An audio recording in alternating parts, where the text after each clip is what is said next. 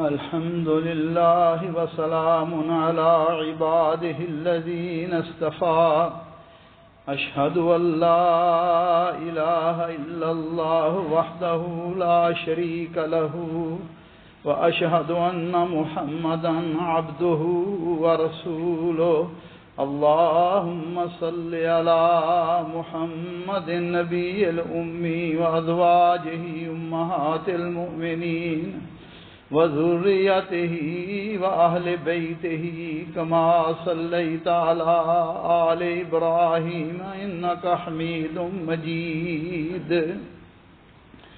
أعوذ بالله السميع العليم من الشيطان الرجيم من همزه ونفخه ونفسه بسم الله الرحمن الرحيم وتوكل على الحي الذي لا يموت وقال الله سبحانه وتعالى وعلى الله فليتوكل المؤمنون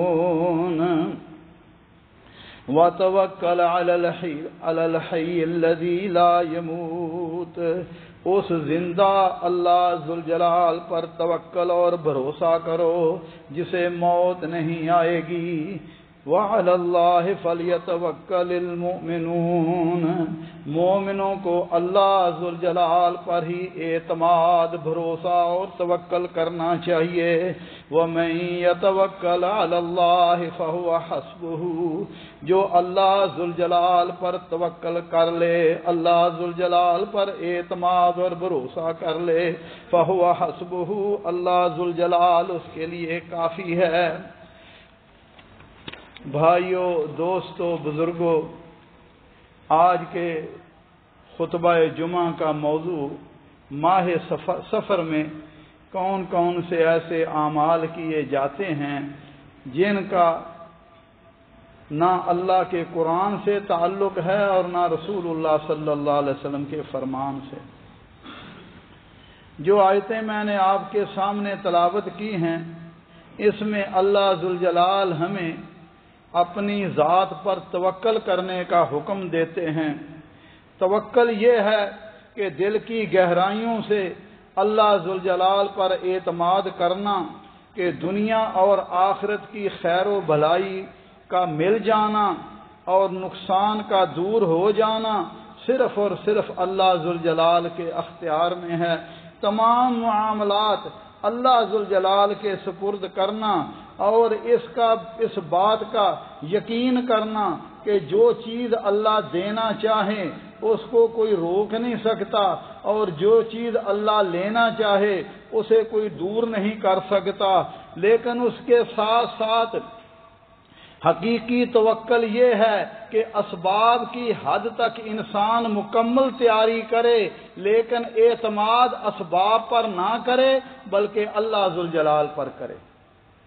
اسباب اختیار رسول اللہ صلی اللہ علیہ وسلم، اسباب اختیار کرنا آپ صلی اللہ علیہ وسلم کی سنت ہے، اور توکل کرنا یہ عین ایمان ہے۔ اگر کوئی شخص یہ کہے کہ دیکھو جی میں تو اللہ پر توکل کرتا ہوں، بس میرا اللہ پر بھروسہ ہے، گھر میں بیٹھا رہے، کام کاج کوئی نہ کرے، کہے جی میرا اللہ پر توکل ہے، یہ توکل کا غلط مفہوم ہے۔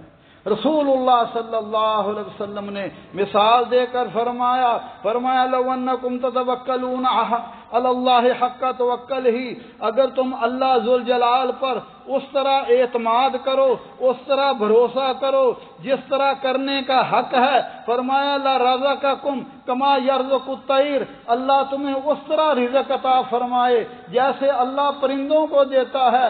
تغدو خماسا وتروح بطانا، فرمایا صبح خالی پیٹ جاتے ہیں، شام کو بھرا ہوا پیٹ لے کر آتے ہیں۔ کیا معنی؟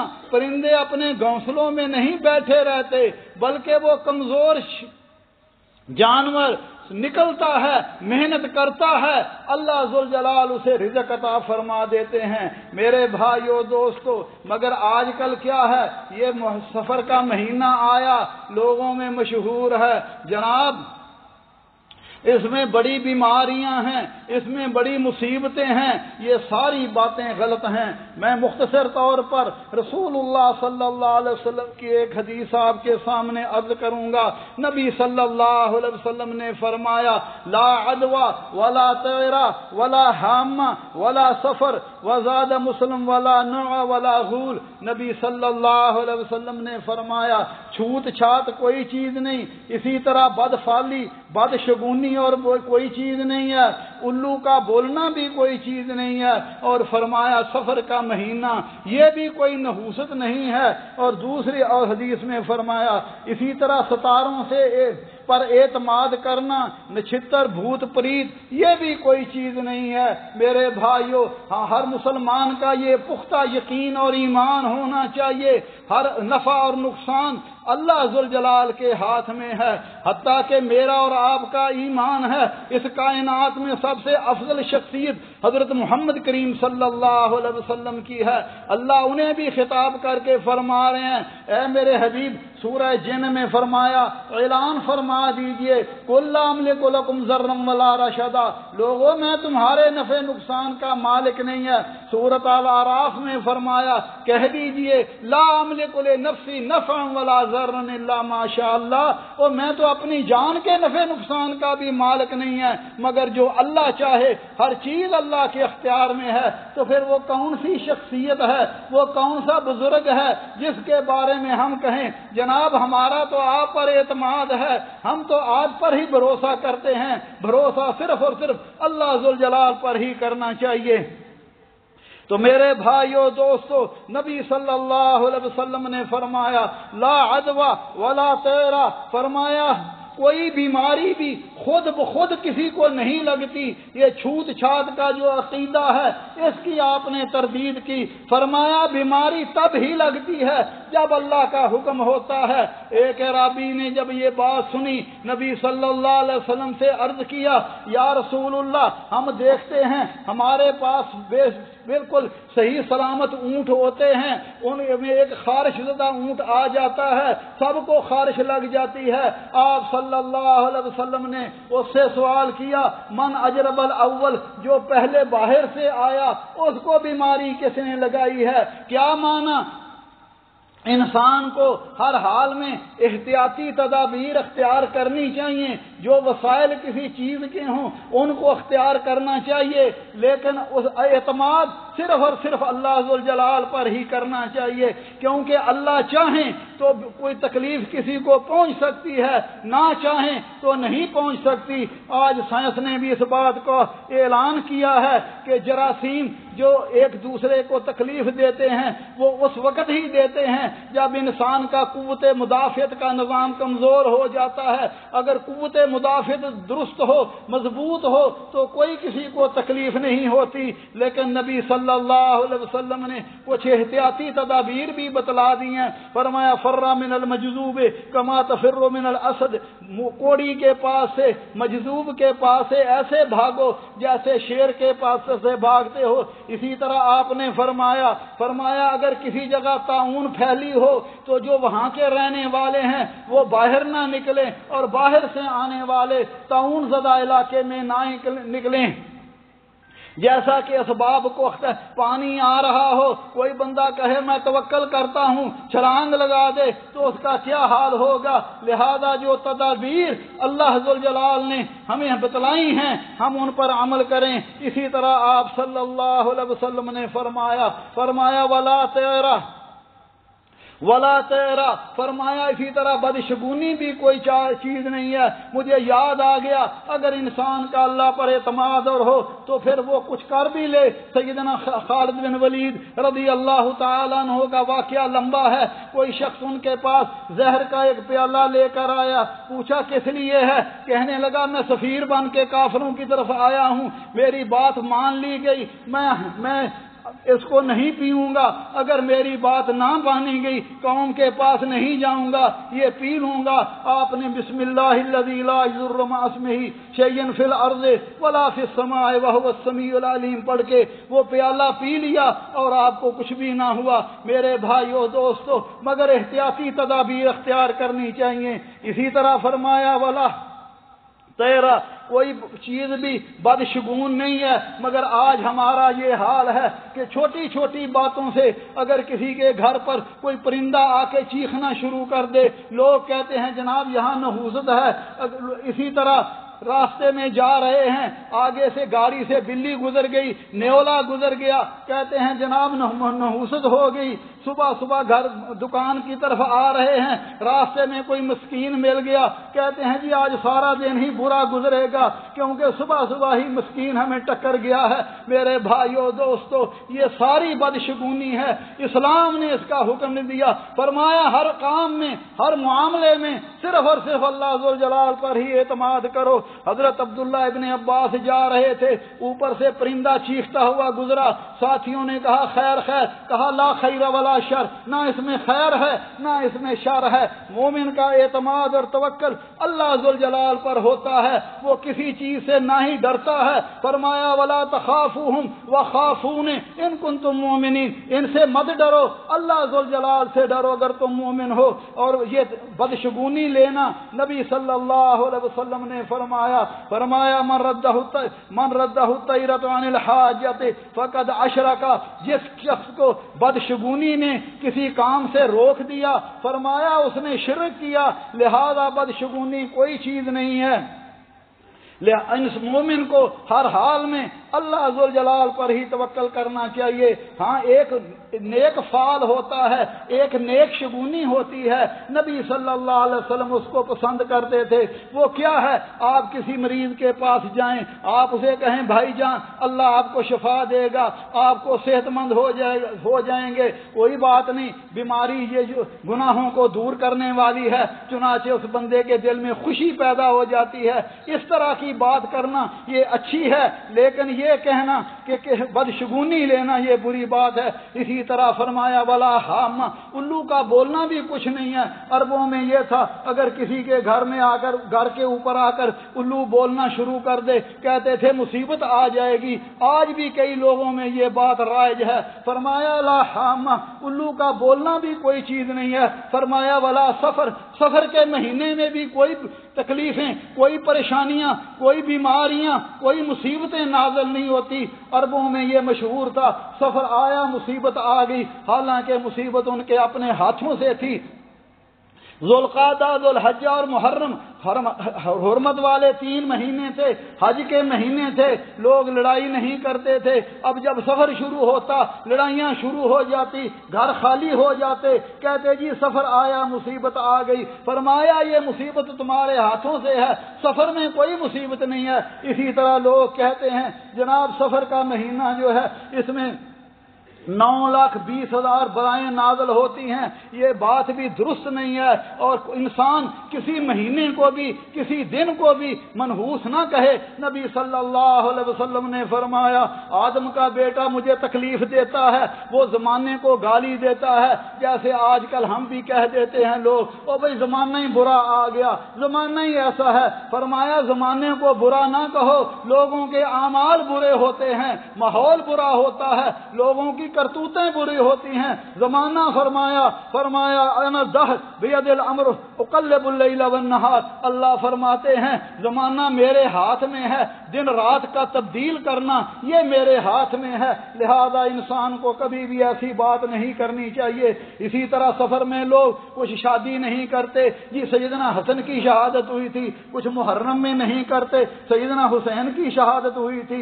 اسی طرح میرے بھائیوں اگر مہینوں کو گننا شروع کر دو، ربیع الاول میں رسول اللہ کی وفات ہوئی، جمادی الاولیٰ میں سیدنا ابو بکر رضی اللہ تعالیٰ عنہ، اور اسی طرح محرم میں حضرت عثمان، حضرت عمر کی شہادت ہوئی، اور اسی طرح رمضان میں حضرت علی کی شہادت ہوئی، تو ان کسی کی شہادت کی وجہ سے کوئی مہینہ منحوس نہیں ہوتا۔ اسی طرح آپ نے فرمایا ولا نوع بھی کوئی چیز نہیں ہے۔ یہ ستاروں سے جو لوگ لیتے ہیں، کسی نجومیوں کے پاس جاتے ہیں، وہ کہتے ہیں جناب تمہارا فال نکالتے ہیں، تمہارا شگون لیتے ہیں، تمہارا ستارہ گردش میں ہے، آج کا کام نہ کرو بلکہ کچھ دنوں کے بعد کام شروع کرو، جب تمہارا ستارہ صحیح ہو جائے گا۔ یہ ساری چیزیں یہ غلط ہیں، ہر چیز اللہ کے اختیار میں ہے۔ اللہ ذوالجلال ہمارے حال پر رحم فرمائے، اللہ ذوالجلال ہمیں اپنی ذات پر ہی توکل کرنے کی توفیق عطا فرمائے۔ اقول قولی ھذا واستغفر اللہ لی ولکم ولسائر المسلمین من کل ذنب فاستغفروہ انہ ھو الغفور الرحیم۔